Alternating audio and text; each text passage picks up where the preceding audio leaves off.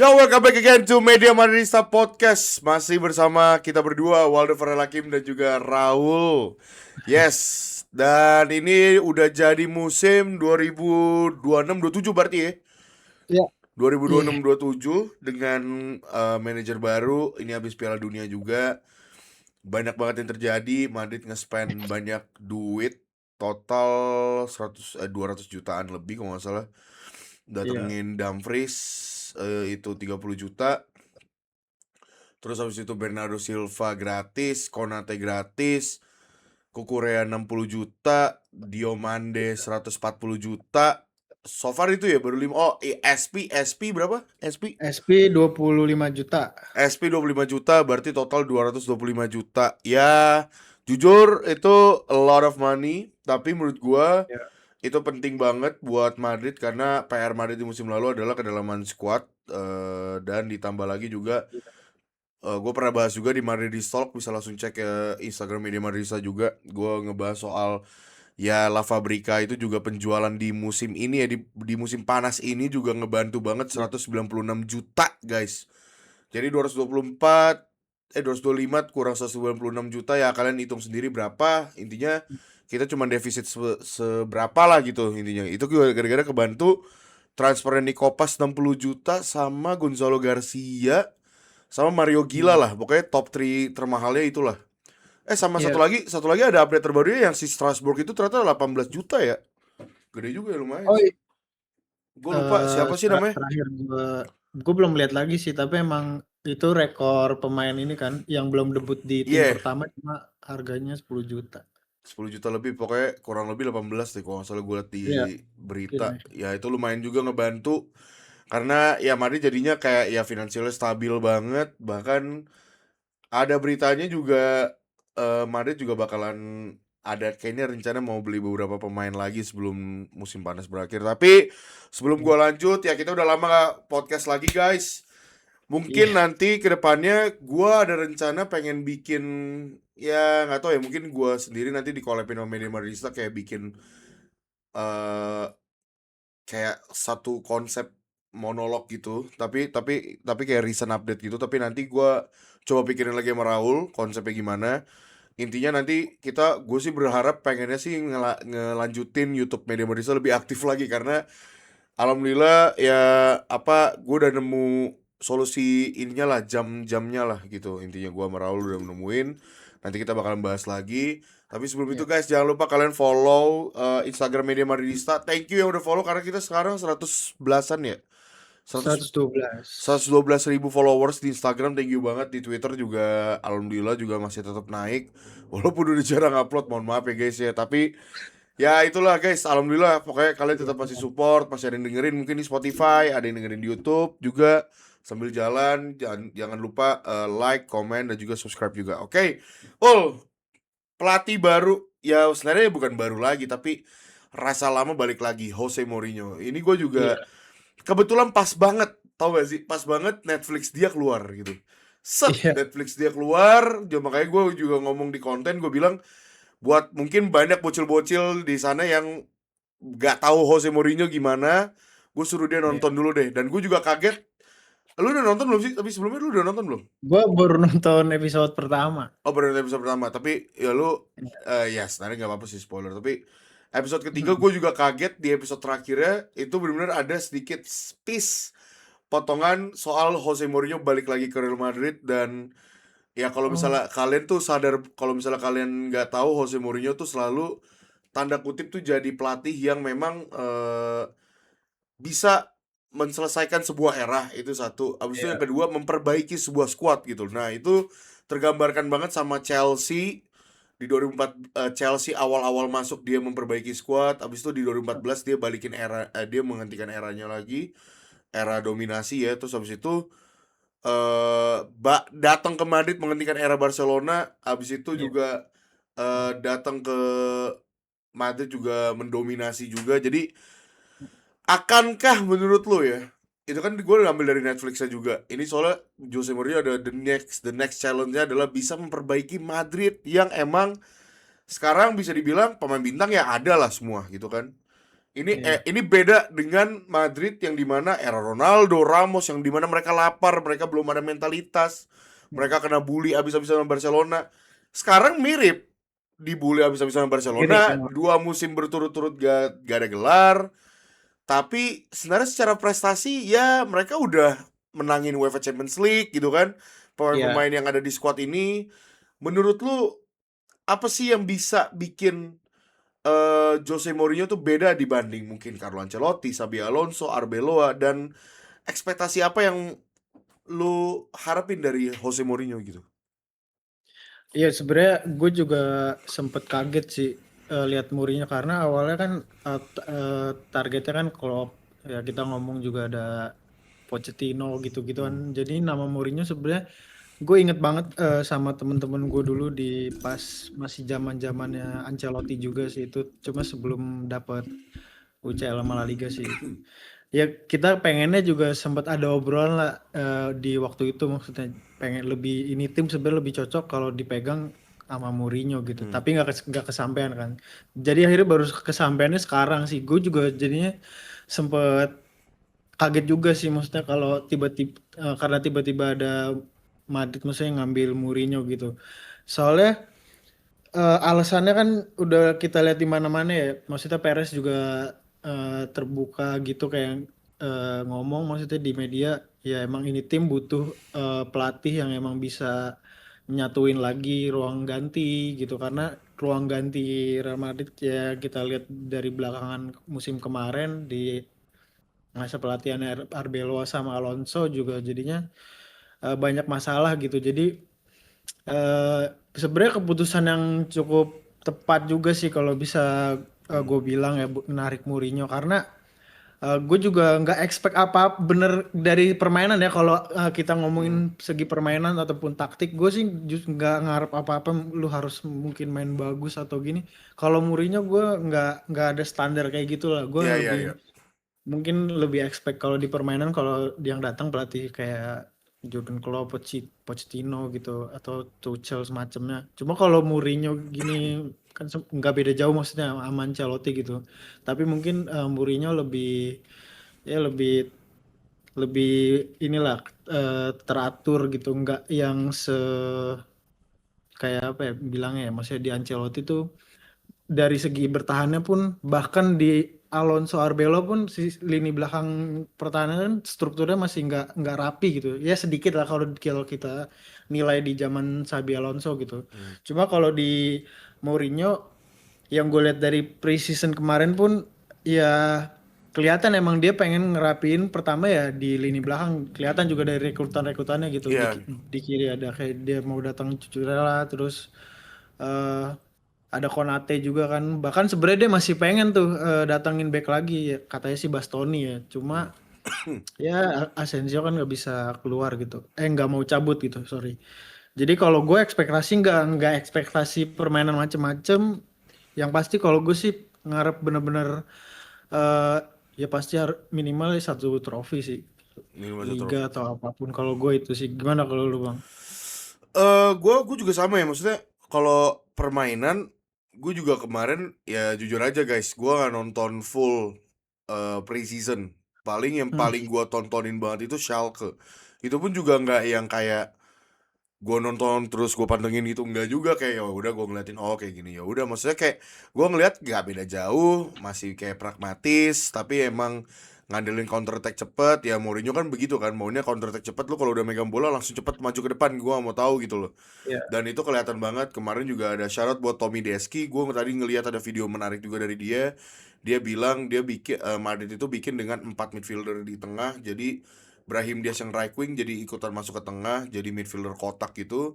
Dan dia maksimalin di sisi back sayapnya ya Arnold gitu. Dan Mbappe malah waktu di Schalke itu gue lihat mainnya lebih ngelebar ke kanan. Malah Mourinho tuh Ya, nginstruksiin ya. Mbappe buat lu nggak mau tahu gue, jangan selalu ke kiri, jangan selalu ke tengah, tapi harus juga lu ada space di kanan, lu bisa kreatif juga di kanan. Dan itu makanya waktu di Schalke kemarin punya banyak kombinasi sama Trent Alexander-Arnold juga gitu. Tapi ya maksudnya ya cuman little combination, nggak yang berubah kayak gamblang ketika kita nonton Xabi Alonso di awal musim. Kayak menarik gitu kan, kita oh apa nih, apa yang Sabi kasih nih, perubahan kah, possession ball, positioning disiplin gitu kan. Kita ngeliatnya kayak oh menarik nih 3 back gini-gini, terus habis itu cara Iya. dia transisi dengan possession ballnya juga bagus banget. Tapi ya kalau Mourinho menurut gue ya udah kayak balik lagi dia ngandelin speed, makanya kan gue juga nggak kaget kenapa Mourinho ngebet banget pengen ada sosok right wing cepat, ya either itu Olise ataupun itu Diomande gitu, karena gue yakin 100% dia tahu Madrid ya PR ya di situ.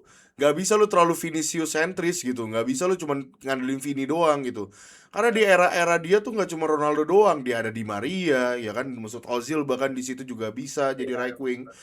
Dia pengen full attackingnya itu adalah ya apa, full force, high force gitu, maksudnya yang benar-benar full attacking minded, semua attacking threat itu ada semua gitu, jadi nggak cuman sisi kiri doang, sisi striker doang gitu, tapi right wingnya tuh mati. Nah makanya gua nggak kaget juga Diomande, walaupun jujur aja ya 140 juta sih gila sih menurut gua tuh, gede banget, tinggi banget 140 juta. Tapi ya kalau ngomongin Diomande dikit, kalau dari di pinggir lapangannya sih, maksudnya kalau dari off the pitch gue ngeliat emang nih orang tulus ya, emang pengen ngebuktiin juga. Dan banyak berita-berita, gue nggak tahu ya apakah ini digoreng sama Madrid Zone atau gimana, tapi berita-berita Iya. banyak yang bilang ya Madrid bener-bener terkejut dan seneng banget ngeliat performance-nya Diomande di latihan gitu kan. Jadi ya Diomande gue bakal menarik banget lihat ke depannya di musim ini gitu. At least menurut gue tuh, gue tuh nggak butuh Diomande itu nyetak lebih dari 10 gol atau assist lebih dari 10 gol. At least lu tuh bisa ngasih attacking threat gitu. Maksudnya bisa ngasih ancaman di sisi kanan. Jadi tuh gak cuman Vini terus gitu loh. Dan ya satu sisi juga gue lupa nambahin juga, kita juga Vinicius perpanjang kontrak juga Oh abis iya. duel abis duel sama Arsenal juga, yang dimana Arsenal ngasih kontrak yang menurut gue fantastis sih. Gue juga kalau misalnya jadi Vinicius bakal nengok, gak mungkin diem doang. Iya. Jadi menurut gue Vinicius bukan ngelakuin kayak treatment kayak Alphonso Davies yang emang sengaja, sengaja manfaatin Hmm. Madrid buat perpanjang kontrak dia, tapi emang dia pengen tahu nih offer dari Madrid dan juga Arsenal. Tapi kalau dari Mourinho, gue ya tadi balik lagi, ekspektasi taktikal nggak ada. Gue cuman mau di Mourinho ini cuman ya udah gimana caranya lu perbaikin kedalaman squad, perbaiki defense, sama ya mentalitas pemain-pemain yang ada di squad gitu loh. Maksudnya ya Iya benar. ribut-ribut itu udah nggak ada. Makanya kan dia bilang ya gue nggak mau tahu, pokoknya kita harus makan bareng-bareng, satu meja bareng-bareng, itu kan ada peraturannya juga Iya. tuh. Dan di Manchester United itu juga ngelakuin hal serupa seperti itu. Jadi makanya gue pengen lihat ya gimana caranya nih tim at least udah as a unit, as a team gitu, udah nggak ribut-ribut kayak kemarin gitu. Dan kalau soal trofi, gue dari awal selalu ditanya lu gimana soal Mourinho, ya gue jujur nggak ada expect apa-apa soal trofi. Gue bahkan kalau Madrid dapat Piala Super Spanyol aja udah seneng banget gitu, karena menurut gue yang paling fatal itu bukan masalah tropilesnya, tapi masalahnya itu adalah ruang ganti yang dimana nggak ada yang bisa nge-manage gitu loh.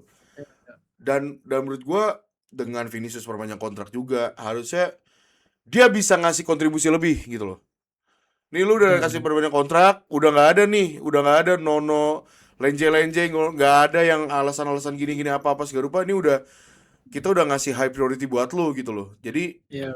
pressure buat Vini menurut gua ya dimana dia harus tampil week in week out, harus bagus banget gitu. Iya benar sih. Bahkan kalau bisa bahkan standar dia di 5 musim belakangan yang selalu konsisten bagus harus naik lagi menurut gua. Iya, Nggak bisa dengan numbers itu lagi menurut gua gitu, karena sempet itu kan benar. Vinicius mau dijual ya, mau anda dari itu mau ngincer Kvaratskhelia atau siapa gitu, atau bahkan Diomande jadi left wing gitu kan. Iya. Jadi itu sih, tapi ya itu sih kalau gua soal Mourinho ya, karena ya gua nggak tahu guys, kalian coba komen di bawah juga kalian soal Mourinho nih gimana Iya gitu. boleh boleh. Karena kan kalau misalnya kita lihat ini 2 musim belakangan no trophy. Barcelona pun juga gue ngelihat kayaknya lagi agak struggle sedikit soal transfer ya. Iya. Soalnya mereka ya baru baru sekarang baru ngedeal sama Rodri 70 juta. Nanti kita bahas soal Rodri dulu bentar, tapi gue rangkum ini dulu. Terus mereka datengin Gordon juga, nggak jadi ambil Rashford, abis itu datengin Karim Adeyemi, oke fine gitu, jual Ferran Torres 62 juta, duit Ferran Torres akhirnya buat Rodri, ya masih ada sisa beberapa, tapi ya tadi balik lagi kenapa gue bilang mereka agak sedikit struggle di transfer, karena mereka lagi butuh sosok striker yang udah ditinggal Ya, Lewandowski sama Ferran Torres ini, walaupun ya banyak rumornya bilang si Lamine Yamal mau jadi false nine, Olmo juga bisa jadi false nine, tapi gue nggak yakin apakah Barcelona akan satu musim penuh bakal menggunakan itu gitu loh. Kalau misalnya mereka ya, ya, mau challenge the title, apalagi kalau menurut gue kalau misalnya mereka targetnya udah bukan La Liga sih. Gue yakin mereka pasti bakal toto sama Madrid di La Liga, tapi target mereka pasti UEFA Champions League mau nggak mau. Hansi Flick ya, udah mau disuruh cek. targetinnya UCL karena mereka kan udah 12 tahun gitu. Tapi Ya, Rodri ke Barcelona. Jadi sempat awal abis Piala Dunia kelar, bener-bener Piala Dunia kelar, ya, kita udah gak sabar dengan ke Korea, oke ke Korea juara bla bla bla, tiba-tiba Rodri bilang pengen ke Madrid, pengen ke Madrid, tiba-tiba bilang pengen ke Madrid, terus dibilang sama City, gue jual nih, tapi gue maunya di atas 60 juta ya kalau nggak salah, atau 80 juta lah pokoknya, 80 juta. ya di atas 50 lah kita, biar enak ya lah. Ya tapi Madrid akhirnya si Rodri dia bilang dia mau banget gitu kan, mau banget. Dan si City maunya sih Rodri perpanjang karena kan ini baru transisi awal, Pep Guardiola cabut, Maresca datang gitu kan. Ya, Jadi biar nggak terlalu separah itulah transisinya. Madrid nawarin 60 juta, ditolak ya kan. Sampai akhirnya ya, gak tahu kenapa dia tiba-tiba ngomong pengen ke Barcelona gitu. Gua nggak tahu apakah ini emang bener pure emang dia mau, tapi balik lagi sebenarnya dia bilang maunya main di Barcelona, Barcelona nawar 40 juta, ditolak. Of course, 60 juta Madrid aja ditolak, apalagi 40 juta. Dan sekarang akhirnya ya, last over setahu gue ya, correct me if I'm wrong, 70 juta. 70 juta diain sama City karena City kayaknya mau ngincer Enzo. Nah, ya, Rodri ini tipikal pengatur tempo, lewat passing, ketenangan dia, defense-nya juga bagus.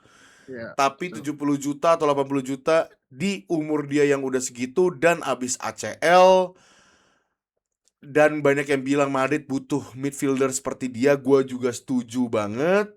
Hmm. Apakah sesignifikan itukah Rodri untuk Madrid menurut lu? Gitu. Karena gue udah pernah bahas di konten gue, tapi nanti bakal gue bahas di sini lagi. Tapi gue pengen tahu Ya. dari pandangan lu, apakah kita emang sebutuh itu dengan Rodri gitu? Dan anggaplah kalau misalnya Rodri ya 40 juta, apakah kita bener ambil atau enggak gitu? Menurut lu gimana? Kalau oke kita ngomongin 40 juta. Kalau gue no problem sebenarnya kalau di harga segitu. Ini kita maksudnya ngobrol ini aja ya. Gimana kalau jadinya ke What Madrid if? gitu. Mm. Iya what if-nya gitu. Kalau gue sih nggak ada masalah kalau deal di harga segitu. Menurut gue nggak ada salahnya buat sebagai pesaing Tchouaméni kalau misalkan kita juga lagi butuh kayak di big match gitu. Kadang-kadang Tchouaméni atau Camavinga gue liatin juga masih suka struggle. Jadi itu pun juga eh, bagian dari biasanya tuh Mourinho tuh demen sama pemain-pemain yang emang udah agak lebih matang gitu. Ya nggak sementah Hmm. kayak misalkan Mas Tantuono gitu. Sebenarnya Yan Diomande pun bisa dibilang nggak sementah itu sih menurut gue sih. Gue cuma lebih nggak sek ke harganya kalau Setuju. misalnya kita bahas Yan Diomande. Tapi kalau tipe pemain yang emang didemenin sama Mourinho ya kayak yang tipe-tipe gitu kayak udah mateng jadi dia ngeinstruksiinnya juga lebih jelas gitu bisa Makanya kan transfernya bermain. begitu-gitu semua ya. Hmm. Iya rata-rata kayak ya itu Dumfries gitu, Cucurella gitu, Konate bahkan Konate pun diiyain gitu. Padahal beberapa fans yang gue lihat di Twitter atau di Instagram tuh kayak Konate beginilah, Konate begitulah Hmm. kayak. Tapi Mourinho nggak yang nggak peduli gitu. Dia yang penting ini pemain pasti akan gue manfaatin. Jadi kalau seandainya Rodri harga 40 juta gue nggak ada masalah. Tapi kalau emang ngelihat harganya yang sekarang yang ke Barca eh berapa 70 atau 80 70 nggak nyampe 80 sorry 70-an juta lah gue juga agak rugi sih kalau misalkan itu ada datang ke Madrid dengan harga segitu gitu 1 tahun lagi karena kontraknya lagi.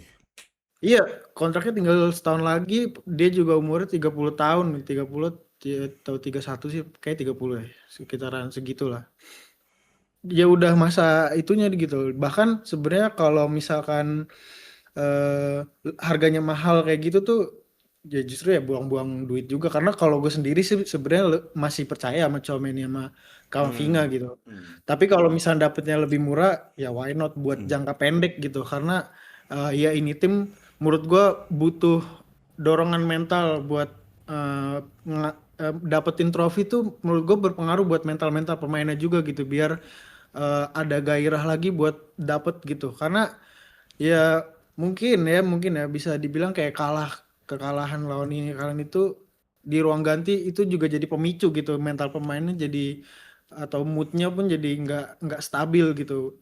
Makanya itu yang harus diperbaikin juga maksudnya masih Mourinho sih, Ya. karena udah datang ke Madrid gitu.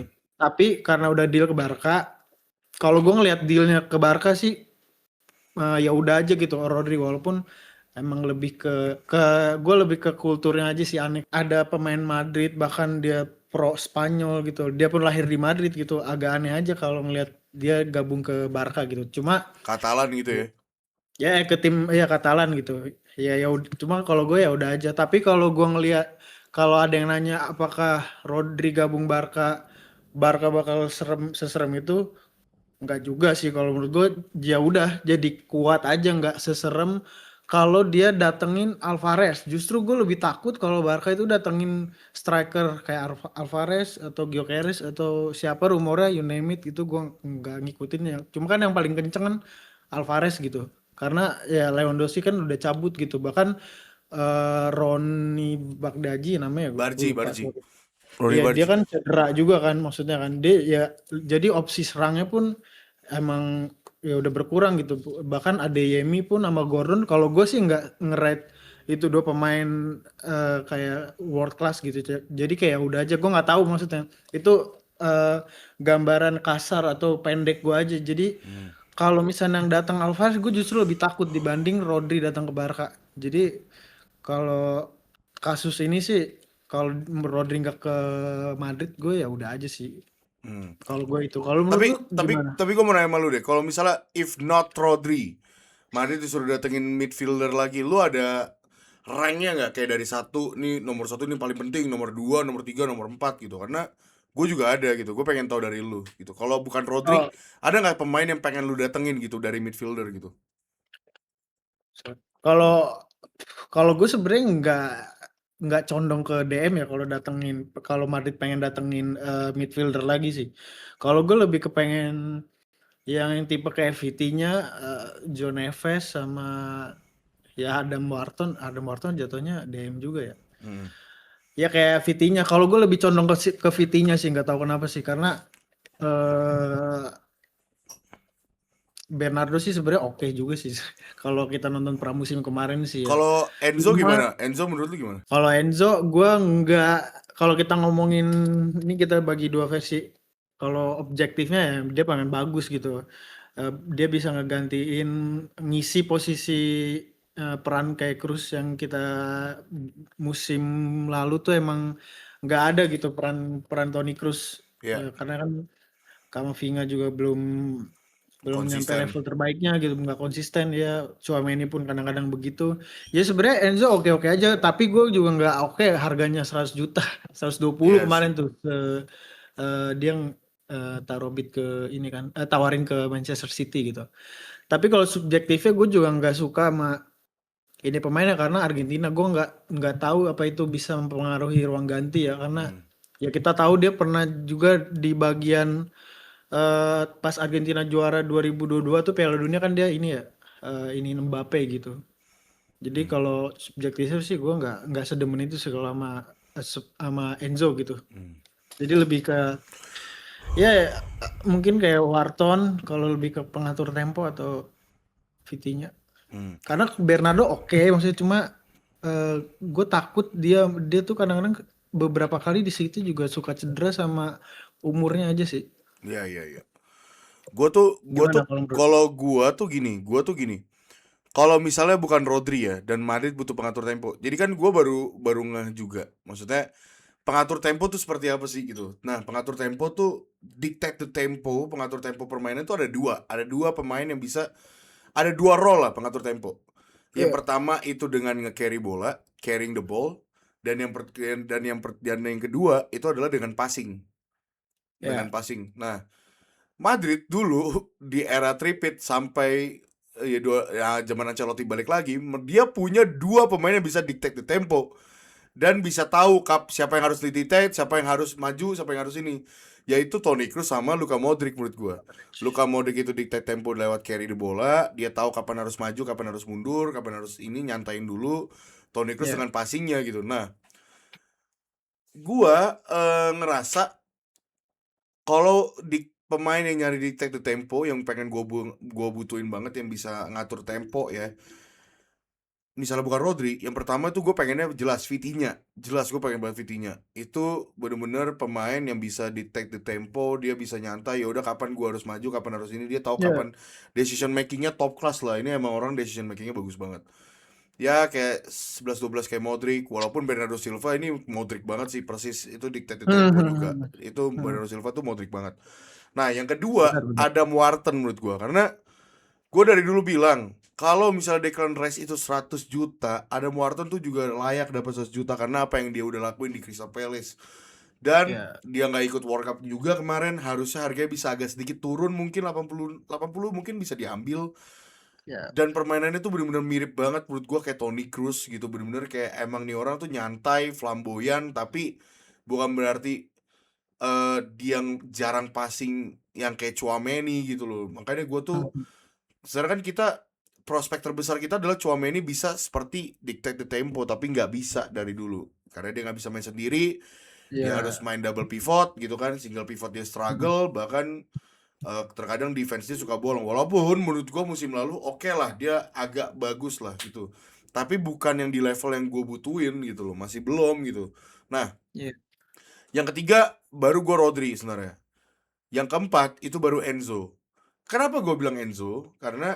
Kenapa Enzo gue taruh keempat? Karena menurut gue pribadi malah setelah dia di era setelah di era Pochettino, dia tuh main jadi kayak posisinya jadi kayak agak lebih maju ke depan, jadi center attack midfielder.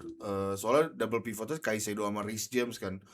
Terus Ya. habis itu juga gue nggak tahu nih di era setelah Pochettino ini, gue belum lihat dia seperti di era Pochettino dan di Piala Dunia 2022 yang dimana dia bisa dictate tempo lewat passingnya Ya. dia gitu. Nah, gue belum lihat lagi nih di era setelah dilatih sama siapa, si Graham Potter lah, Graham Potter siapa sih, ya si itulah pelatih itulah ya, si Maresca. Terus habis itu sama Maresca. si guru penjas tuh gue lupa lagi namanya siapa, si Rosenior. Ya Oh iya, pokoknya itu Rosen. gue belum pernah lihat level itu, di level itu gue belum pernah lihat. Tapi menurut gue pribadi, gue udah jelasin di konten juga sebenarnya. Kalau di era Mourinho ini menurut gua, pemain yang bisa dictate the tempo dengan passing itu menurut gua dijadiin opsi kedua, bukan jadi opsi pertama lagi kayak zaman Ancelotti ataupun Xabi Alonso menurut gua. Ya. Karena yang dibutuhin nama Mourinho adalah tipikal midfielder yang bisa duel di lini tengah. Karena itu yang Benar, benar. Mourinho mau. Nah, that's why menurut gua Enzo tuh kenapa Mourinho mau banget sama Enzo, karena ya duel lini tengahnya itu yang dibutuhin sama Mourinho gitu loh. Jadi kalau Oh, misalnya paham, paham. mau nyari pemain yang bisa menang duel ya Enzo menurut gua. Tapi balik lagi ya, maksud gua kayak ya gua harap sih Madrid harus beli satu midfielder lagi sih. Menurut gua nggak ngelihat yang gimana-gimana sama Tchouaméni sama Camavinga ke depannya. Kalau misalnya buat satu musim kayaknya masih agak kurang. Kalau Camavinga lu mau jadiin pemain yang versatile, nggak cuma midfielder, oke lah fine. Tapi berarti sisa lini tengah yang bisa build up dari bawah ataupun ya itu pun juga nggak sebagus itu, berarti sisa Tchouaméni dong. Makanya kan ada rumor pengen Zubimendi, si Steeler juga masuk ke radar lagi gitu. Gue Ya. nggak tahu kenapa gue berharap malah sekarang jadinya pengennya Steeler gitu, nggak tahu kenapa, kayak yang paling possible dengan harga yang gak semahal itu dan berpengalaman di Champions League. Stuttgart juga musim lalu dia bagus banget. Ya Steeler menurut gue. Banyak yang bilang Cema Andres bang itu bagus banget kayak Rodri. Enggak guys, gue udah nanya ke temen gue, Cema Andres tuh gue nggak tahu ya, mungkin potensial jadi Rodri mungkin, tapi kalau dari permainannya gue liat dia bukan kayak Rodri yang tipikal ya udah passing sana sini. Dia tuh box to box player guys, yang Iya. jadi pengatur temponya tuh justru si Steeler bukan si Chema Andres gitu. Jadi gue makanya belum berani ngomong di video pribadi gue karena gue juga belum nonton full, tapi gue nonton dari highlight dan gue nanya temen gue yang nonton Bundesliga.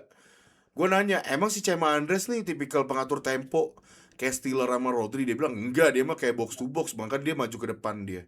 Si Steeler justru yang mengatur tempo. Jadi makanya kalau misalnya butuh pengatur tempo bukan Chema Andres tapi si Steeler kalau dari Stuttgartnya gitu ya. Makanya gue tuh kayak butuh sih mau gimana pun. Lu lihat gak dari kemarin Kamavinga dikritik banget kan kayak hilang bola Iya. lah. Terus habis itu lost possessionnya. Nah ini gue nggak tahu nih Kamavinga agak cukup disayangkan sih kalau misalnya sampai dia, ya tapi mau gimana ya, level Madrid emang harus lebih bagus daripada itu karena kan dia kita harapin jadi sesuatu yang bagus gitu tapi kok malah jadi kurang gitu. Tchouaméni juga gue Iya. sebenarnya masih sama kayak lu lah. Kalau soal Tchouaméni itu gue masih harapannya gini. Gue pengen tahu nih Mourinho mau jadiin apa nih orang gitu loh. Si Tchouaméni ini gitu loh. Mau Iya. dijadiin apa? Ini orang tuh mau diapain sama dia? Apakah emang di double pivotin atau kayak gimana atau mau jadi full focus defense gitu? Lu mau Iya. bikin dia kayak Michael Essien atau mau bikin dia kayak siapa nih gitu? Nah itu tuh yang gue pikirin gitu. Karena Madrid masih butuh midfielder. Kalau back sih oke lah. Menurut gua bagus banget lagi ngejual Alaba yang gajinya mahal.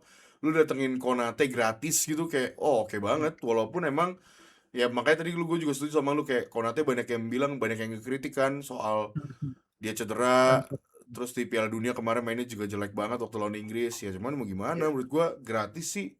Ambil sih gua dibanding lu bertahanin Alaba. Gaji gede Iya. banget gitu. Dan apa ya, Sorry dah kalau gue heeh, motong dikit. Kalau gue tuh justru karena tadi yang lu bilang juga ya masalah gelandang detected sama yang eh, apa satu lagi lupa kan tuh gue, gelandang detected tempo sama progress ini ya, dribbling bola, ya menurut gua tuh gelandang gelandang carry bola ya, gelandang pengatur tempo tuh ada 2 yang pertama ya. lewat passing sama carry bola gitu. Ya, nah sebenarnya kalau kenapa gue masih ada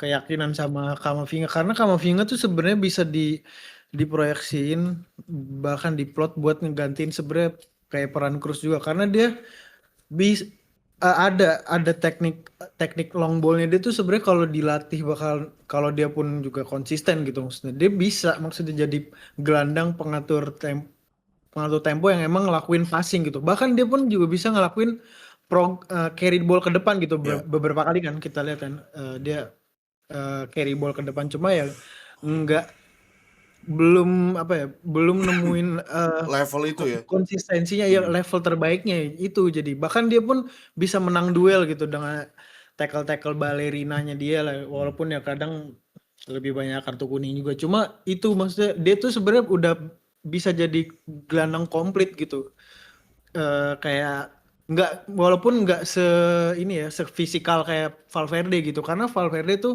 lebih emang bener-bener energi box to box maksudnya lini tengah atau gelandang yang emang fight gitu bahkan dia pun long passnya pun kadang-kadang nggak sekonsisten itu gitu dia nggak bisa gitu ngegantiin perannya Cruz gitu yang emang bukan Valverde gitu dia tuh emang bener-bener midfielder yang emang fisikal banget gitu. Bahkan makanya Mourinho kan ada beritanya bakal ngejadiin Valverde kan gelandang yang ini kan untouchable kan katanya kan. Ya karena emang yang gelandang yang tadi lu bilang gitu, dia butuh pemain Fight ya, bisa atau fight. lini tengah yang emang mau fight gitu, menangin bola gitu. Dan itu kenapa gue masih yakin sama Kamavinga nggak tahu kenapa walaupun ya emang Mhm. gue juga ironis juga Paham sih paham paham. ngeliatin beberapa Mhm, kali di pramusim sih emang. Cuma paham.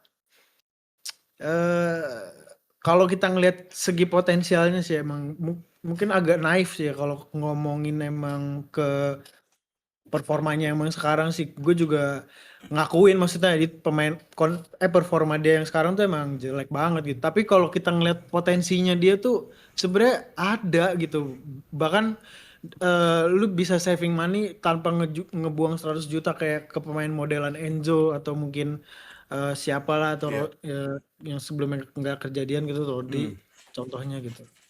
Dengan ya Gue Camavinga ini gitu. setuju, maksudnya gue tuh masih ngerasa gini. eh gue ngerasa kalau pelatih udah nggak mau sama pemain, bahkan Mourinho itu nggak bakal dimainin. Udah pasti gue gak bakal mainin lu gitu. Lu gak bakal masuk rencana gue, udah enggak. Kamavinga Ya, dari first preseason dia udah ngelakuin blunder. Tapi selama preseason berikutnya dia masih dimainin terus sama Mourinho. Tandanya gue sama kayak lu. Gue yakin nih Mourinho di dalam otaknya ini orang bisa gue jadiin something nih. Karena dia iya, tahu dia bisa menang duel, ya kita tahu lah tackle-tackle krusial dia terkadang, walaupun memang terkadang dia kadang suka gerasak gerusuk ya. Kalian bisa ngeliat sendiri lah carry bola dia kadang suka iya, gerasak gerusuk, decision making pada saat udah nyampe depan dia kadang bingung mau passing kemana gitu. Padahal ini orang nih something else, maksudnya dia punya that potential. iya, iya, Tapi permasalahannya sekarang dari Kamavinga menurut gua adalah mental blocknya dia, karena setelah cedera lawan Bayern Munchen dia ngelakuin kesalahan fatal. Nah iya, itu baik. dia lagi mental block ini, dan menurut gua Mourinho lagi pengen coba ngubah dia. Ya ayo balik lagi, keluarin potensial lu, kita tahu lu bagus gitu. Bahkan dari kemarin tuh gue ngeliat kayak Kamavinga dimainin terus gitu. Jadi emang gue ngeliat Mourinho nih masih percaya sama dia sih. Maksudnya gue juga paham gitu, karena emang dibutuhin banget pemain-pemain model kayak dia, role kayak dia tuh yang dimana bisa menang duel di lini tengah gitu. Iya, Bahkan eh persis. gue tuh ngerasa ya, kalaupun misalnya Kamavinga ini masih nggak bisa nyampe level dia dan mungkin gagal ya, mungkin kita misalnya masih sama Mourinho di musim depan, gue nggak kaget kalau nanti Mourinho ngincer Caicedo dari Chelsea gitu loh. Karena Hmm, menurut gue tipikal model kayak Caicedo tuh benar-benar dibutuhin banget sama Mourinho gitu, dan menurut gue Kamavinga bisa ngelakuin itu gitu loh. iya, Jadi iya, makanya menurut gue balik lagi ke pemainnya sendiri gitu. Tapi ya itu sih, maksudnya kayak ya gue tuh concern gue, nggak tahu ya, gue makanya banyak yang bilang lu tuh nggak nonton gini-gini. Gak tahu kenapa gue tuh Tchouaméni doang gue. Kalau Kamavinga tuh masalah gue dari dia dibeli, gue udah pernah ngeliat di level dia gitu loh. Tchouaméni tuh gue nggak tahu kenapa kayak, ya satu sisi gue nggak bisa menyalahkan dia pernah di era harus ngisi center back. Terus habis itu dia harus lama main di center back, habis itu dia main di CDM, habis itu hilang lagi. Jadi gue nggak bisa nggak terlalu menyalahkan dia, tapi gue nggak pernah ngeliat dia yang sampai di on that level yang dimana oke, ini pemain yang gue butuhin nih gitu loh. Gue belum lihat itu. That's why makanya waktu pas ada rumor Tchouaméni mau dibeli Manchester United, gue bilang udah mendingan beli dah. Adit beli pemain lain gitu loh. Tapi iya, ya iya. let's see lah. Ini so far belum ada rumor apa-apa lagi. Tapi paling terbaru tuh cuma Zubimendi doang ya. Zubimendi Iya, doang sempat sebenarnya. ada peliharaan di timeline. Dan yang paling aneh tuh mungkin ngomongin sedikit, kita kan datengin ke Korea. Fran Garcia udah cabut. Ferland Mendy ini katanya masih dalam project plan tim Madridnya sendiri, karena dia juga nggak mau cabut. Jadi Madrid sekarang punya 3 left back, dan Carreras menurut gua eh ya mungkin dari preseason dari kemarin nunjukin levelnya lah, oke lah. Tapi gua nggak tahu kalau di pertengahan musim, karena Pere Carreras di musim lalu menurut gua ya dia gacor di awal musim, tengah musim hilang gitu. Jadi kayak Iya, menurut gua Carreras nih gua nggak sabar pengen lihat dia. Sama si Yaku Korea, maksud gue datangnya ke Korea nih kayaknya ngasih sense of duel di left back gitu, siapa yang layak untuk jadi starting gitu. Karena iya. datangin ke Korea menurut gue bagus banget lagi. Gue gak tahu kenapa, lu bayangin waktu gue tahu ke Korea itu nggak ada angin gak ada hujan, itu bahkan Piala Dunia mau mulai kan, gak ada angin Mhm. gak ada hujan, Piala Dunia mau mulai, lu datengin gue tuh udah nontonin ke Korea dari zaman dia di Getafe. Dan Iya, itu pemain nyebelin banget waktu Madrid lawan Getafe. Dan nyebelin banget ya, ada, bener. kalian kalau nggak percaya kalian cari satu gol mau pas Madrid lawan counter attack gitu, Modric 1v1 sama kiper, kipernya Getafe maju tuh gimana, Modric tuh tinggal nyetak gol ke gawang. Pas udah nyetak gol ke gawang, Kukurea tuh ngedorong Modric dari belakang. Itu tuh emang, ini pemain tuh emang dark arts-nya tuh ada juga gitu. Iya, Dan gue juga ngerasa emang karena oke fine lu La Masia gitu, lawannya Madrid ya udahlah gitu kan, gue mikir ya udah. Tapi pas tiba-tiba diresmi ke Madrid, gue tuh kagetnya tuh adalah anjing, Madrid bisa nge-hijack La Masia player bro gitu loh. Ini pemain La Masia Iya, anjir, lu hijack, dan dimana dia lagi di peak performance-nya dia di one of the best on his position right now gitu, di left back gitu. iya, iya, enam benar. puluh juta lu deal 60 juta sebelum World Cup mulai, dia seberjen sih menurut gua. Itu bagus banget karena gue yakin kalau misalnya World Cup kelar harganya naik sih 80 Naik, iya 90 benar. cepet pasti. Tapi Kukurea gimana ul? Soal Kukurea menurut lu? Iya itu juga kaget juga sih ya, gue juga nggak expect, nggak ada rumornya bahkan itu, kalau gue bahkan liatin timeline di Twitter berapa kali gitu. Cuma kalau lihat Kukurea direkrut, setelah gue pikir-pikir lagi, bahkan walaupun emang ya sama sih yang lu bilang tadi, emang nyebelin sih di zaman Getafe gitu.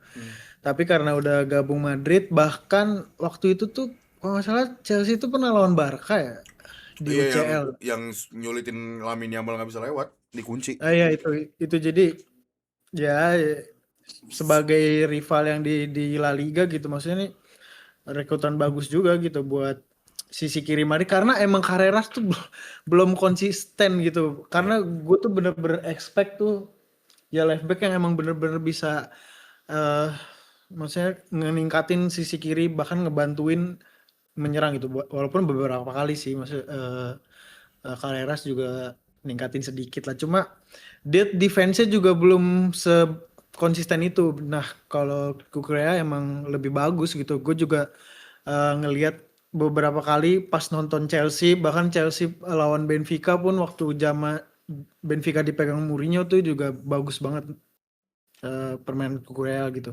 Bahkan di situ juga gue ngeliat permainan Benfica juga pressingnya tuh rapih gitu, terstruktur. Bahkan padahal tuh pemain itu ada kayak model Pavlidis gitu, pemain-pemain tua gitu. Bahkan ada Pavlidis ya. beberapa, iya nggak ada yang gue kenal. Tapi gue juga masih penasaran gimana nih Mourinho bisa bikin seenggaknya pressing Madrid nih bisa sebagus, bahkan sekohesif, bisa ya maksudnya dari lini inilah lebih high pressnya lebih rapih lah, jangan kayak ya di pramusim pun masih, ya kalau di pramusim oke lah, ini masih laga awal-awal kan, masih latihan gitu.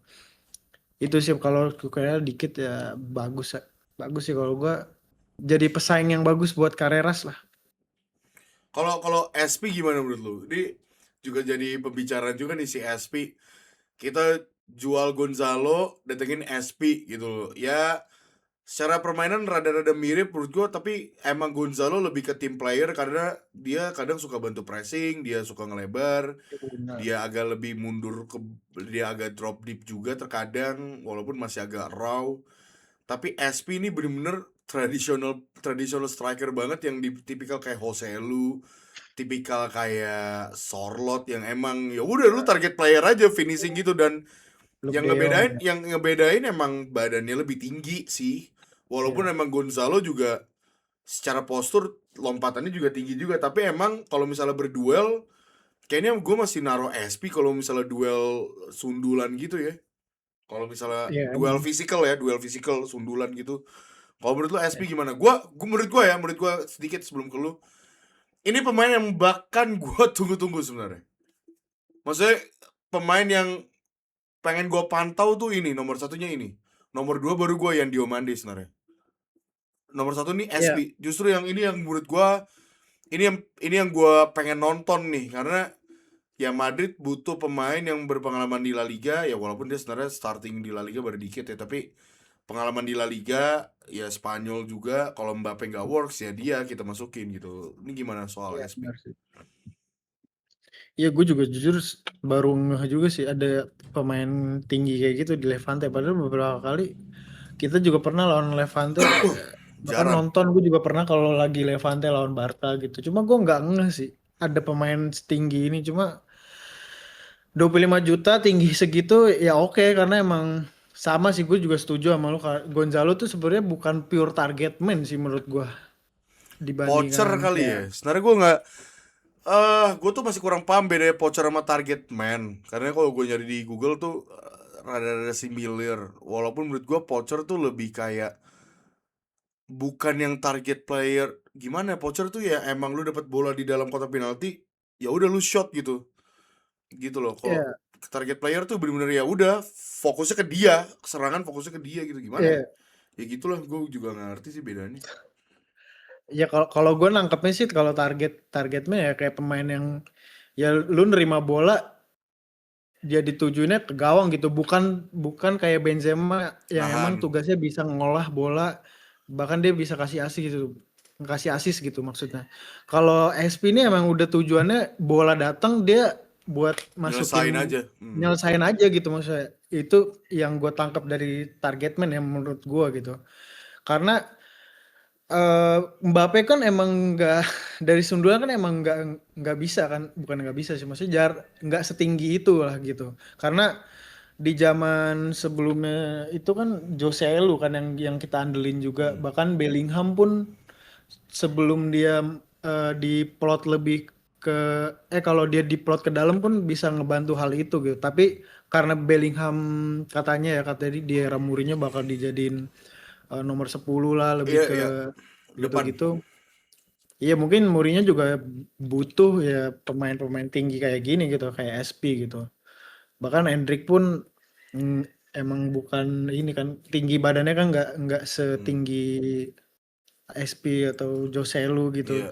Jadi ya wajar gitu emang Mourinho minta pemain tinggi gitu karena emang butuh pasti bakal dibutuhin pemain-pemain kayak begini nih kalau lagi lawan tim low block emang ada di kita kan juga punya kayak pemain tren gitu bahkan Bernardo yang emang punya long ball bagus ya emang harus dimanfaatin sih menurut gue Mourinho juga pinter gitu. Perez pun emang tahu gitu mungkin ya jejak-jejaknya si Mourinho bahkan zaman dulu kalau denger gue pas di Chelsea itu masih era Abramovich kan dia juga minta Drogba kan. Iya. Nggak Ini ada juga Mourinho tuh nggak pernah gagal lah pokoknya kalau striker. Gue percaya banget sama dia. iya Nggak makanya pernah gagal. gue juga eh, Di Spurs saya tuh Harry Kane sama Son aja jadi ngeri banget, gila itu. iya itu Son zaman itu di sisi kiri serem banget itu sampai ya bisa semoga aja lini depan Madrid bisa lebih kompak aja sih karena menurut gue SP tuh juga ya bisa dimanfaatin kalau lagi lawan-lawan tim-tim kayak Getafe aja gitu. Iya sih. Gue makanya itu pemain yang Kenapa paling emang lu pengen banget ngeliatin SP? nggak karena unik aja gitu. Maksudnya out of nowhere gitu kan, walaupun mungkin gue kurang riset juga, ternyata dia emang sempat jadi hot prospect di La Liga di beberapa bulan yang sebelum akhir musim berakhir, karena dia datang dari akademi, tinggi badannya bagus ya, kayak Alvaro Rodriguez yang sekarang ke Bournemouth aja gitu. Ya, ya. Tapi kayaknya SP lebih, nggak tahu ya, kayak lebih punya, nggak tahu, kayak sense striker itu gue ngeliat kayak ini orang punya sense striker gitu. Lu ngerti gak sih, lu kayak udah di tahap kayak sering nonton bola, terus kayak lu udah tahu kayak ini orang punya aura, dead aura gitu. Dia pakai Ya. hand tap gitu juga lagi di sebelah gitu kan, jadi kayak emang nih orang ya oke gitu. Gue makanya pengen lihat, looking forward gitu, gue pengen lihat dia apakah, wah kalau udah performance kayak Jose Lu ya gue udah seneng banget sih. Makanya eh menurut gue di musim ini Madrid tuh punya tiga striker yang tipikalnya beda-beda sih menurut gue. Nomor satunya itu Iya. Kylian Mbappe yang emang world class, udah top nomor satu, striking ball, get in behind, ya kan, finishingnya oke lah gitu kan. Iya Terus yang sih. kedua lo punya Endrick yang dimana dia lebih ke Kun Aguero style, dia dalam kotak penalti masih bisa ngegocek, nyari space kecil, dia dapat bola, kontrol dikit shot gitu kan. Dan sekarang lo Iya. punya SP yang dimana crossing, finishing, udah tugas lo nyelesain aja gitu loh. Jadi kayak Mhm. I can't wait buat musim mulai, karena musim ini Madrid first season lawannya Leganes ya. Espanyol dulu. Espanyol dulu ya. Ya. Habis Espanyol baru Espanyol baru Leganes ya.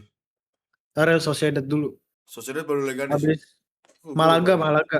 Habis Real Malaga. Sociedad, Malaga. Soalnya bakal menarik juga nih, si siapa, si Yan Diomande bakalan ketemu teman-temannya di Leganes lagi kan. Diomande di Leganes kan. Iya dulu dia sebelumnya di Leganes. Iya, debutnya di Leganes itu Madrid. Oh enggak, masih lama Leganes ternyata. Oh, dia nggak masuk juga Leganes ya. Gue salah lihat berarti. Iya, tapi iya Leganes di Liga 2 ternyata. iya. Sorry, sorry. Espanyol, Sociedad, Malaga, habis itu Betis away, Rayo Vallecano, LC. September udah ketemu Atletico aja tuh away. Jadi ya guys, kita lihat aja nanti guys. Dan sekarang udah 50 menit. Nggak nyangka udah panjang banget. Tapi ya thank you semuanya yang mungkin udah pada dengerin, udah pada nonton dari awal sampai habis. Iya. Komen di bawah guys, menurut kalian ada yang kita skip kah? Atau ada pembahasan menarik tadi? Kalian bisa langsung komen lagi, tebelin lagi. Thank you Iya. semuanya. Jangan lupa untuk follow Instagram Media Madridista, Twitter Media Madridista, dan juga follow Instagramnya Raul, follow Instagram gue juga, dan juga thank you udah support. Kita lihat nanti di episode selanjutnya di podcastnya mungkin ya setelah beberapa match Madrid udah main, Iya. nanti kita bakalan ada podcast lagi, kita bakalan ngebahas lagi. So thank you guys for watching, see you guys there and goodbye.